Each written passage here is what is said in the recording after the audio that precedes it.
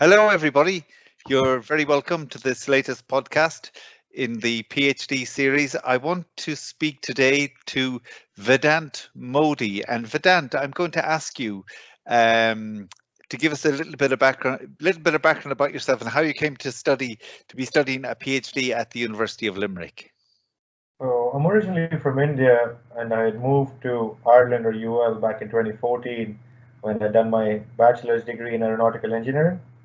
And while I was pursuing my degree and I was waiting my results, my current supervisor and that time course director, Ronan O'Higgins, he asked me if I was interested in doing a PhD. And he said it would be an industrial focused PhD and it was going to be partly funded by Boeing. And that's the main aspect. When I heard Boeing, I was like, I would be really interested in pursuing a PhD. And since I've already been accustomed to the UL facilities, it would be the best motive to do it in UL itself. So I chose UL as well to do it that time. Okay, great. And where did this interest in aeronautical engineering come from? Was it some passion that you had as a child, or was it something that, evolved over time? So it was always since I was a child, actually, when I took my first flight. I remember I was 6 or 7 years old. I taking my first flight, and ever since I was always very attracted to aircraft, and I just wanted to learn more and more about aerospace and the fields. And when I got the chance to study aeronautical engineering, I learned more. And now when I'm going into more details with my PhD, I'm looking at different things related to aerospace. Since my PhD is not much into aerodynamics, it's more with materials aspects of it. So it's very broad and it can be used in various different fields. But I think my primary motive is to look at aircrafts, and it's always been a dream to work on aircrafts. Okay, and what was it about a PhD, in this area? Was it something that you feel is a necessary qualification to have for what your career aspirations are? So my current field of research is actually something which is essential in the long term for future aviation industries to come up with. So my research will actually look into different kinds of methods of repairing certain material which is used in the aviation industry at the minute. And I think it would be quite essential to have a degree or a knowledgeable field on how this can work and how it can benefit in the industrial aspects. Great. And why specifically the University of Limerick to do your PhD? So UL was chosen only because I was already in Ireland for a while and I was accustomed to most of the things in UL and I knew most of the faculties in the science and engineering department. So it would have been easier to do it in UL and more easy to settle in as well compared to any other university. And since I was also being funded externally with my application, UL was the perfect choice. Okay, great. And could you give us an idea, Vedant, of what you're working on right now, or what's the next big milestone in your PhD? What? So my field of research is basically on composite materials, and I am working on a particular kind of material, which is a thermoplastic composite material, and I'm looking at different damages and the vulnerability of that material, and that will be followed by looking at different repair techniques. Since the thermoplastic composite material is an industrial focused material where loads of aviation industries are interested to use them for commercial applications, it's of great benefits, but the damage aspects are still not understood and is one of the major reasons they're still not being used in the next generation aircraft. And to follow this up, there's no repair techniques which can be applied to them currently as well. So I'm looking at different kind of novel repairing techniques which can be used to help come up with a good test matrix and help repair and look at different damages beforehand on this material. And I think the biggest milestone which I will achieve is hoping to get this repair technique. It could also be something which can be used by all aviation industries in the future, and it would be something they would probably be looking on to my research for if it does get approved in the future. Great. So it's really cutting edge. And tell us, and I could see it possibly having applicability. Would it have applicability even beyond the aeronautical industry? Yes, it should be applicable to any kind of industry where materials need to be joined. So it would basically help in assembling structures where you wouldn't require any more nuts and bolts. You could just use novel heating techniques. I can't talk more about the actual technique I'm using. So I could repair more on novel heating techniques, and that could be used in any space. It could be used in the aviation industry, in the automotive industry, even in the marine industry, and various different industries which use composite material. Okay, excellent. And Vedant, just in terms of your, if you were to say, I realize that there may be no such thing as a typical working day when doing a PhD, but just if you could give us an idea of what a working day might look like, even now during this pandemic, what a working day consists of for you So on your research. I was fortunate enough to have a typical working day before COVID as well. And before COVID, it was mainly go to the lab, sit in my desk. But I think it was very more productive and beneficial when you were working in the labs or working at your desk in the university. But now, a typical day with this pandemic going on would be a very slow-paced one where you'd go to the lab in the morning, and especially you've only a few hours because of COVID restrictions and COVID guidelines. You can use a few hours in the lab, and I pretty much try and have my full day planned out. So what I do is if I'm going to the lab the next day, I'll have my full day in the lab planned out the evening before. So I know I'm going to be doing this, this, and this. So I don't waste a minute in the lab. And it's always having a plan and having a test matrix and plan. And I do that, go to the lab, execute that. Once that's done, I usually come back home. If I have some good results, I would usually analyze those data. If not, it's more on working on my literature review. But a typical day right now, I think that this is not the most beneficial or the most happy ones, I could say, the way the situation we're all living in. But it's still something I'm looking forward to the end of this pandemic, so we can actually hope to go back to our desks again and start using all lab facilities without any restrictions. Yeah, absolutely. And just following on from that, Vedant, and obviously, it sounds like there are a lot of challenges now, in particular around, with lack of access, to facilities.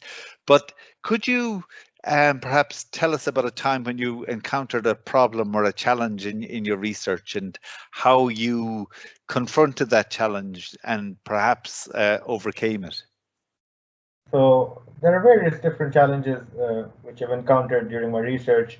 I think an exciting one was I was actually looking at a different kind of a technique to join that material, and UL unfortunately did not have sufficient infrastructure for that kind of technique to be used.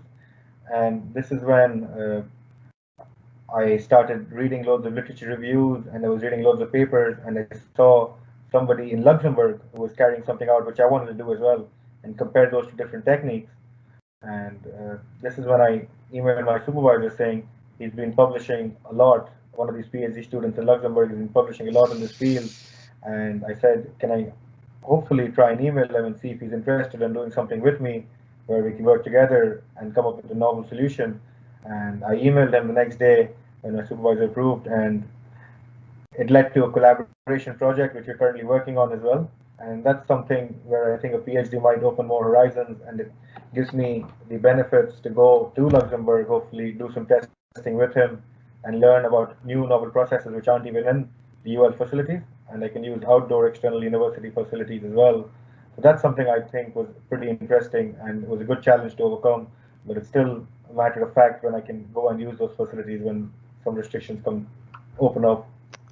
Sure. And tell us, again, you may well have almost answered this question already, but just in terms of, say, we hear so much about impact these days and the importance of impact with regard to research, and people are always asked to account for, what's the impact of their research going to be. So what would you say is going to be, what would you say is, or what would you hope that the impact of your research is going to be ultimately?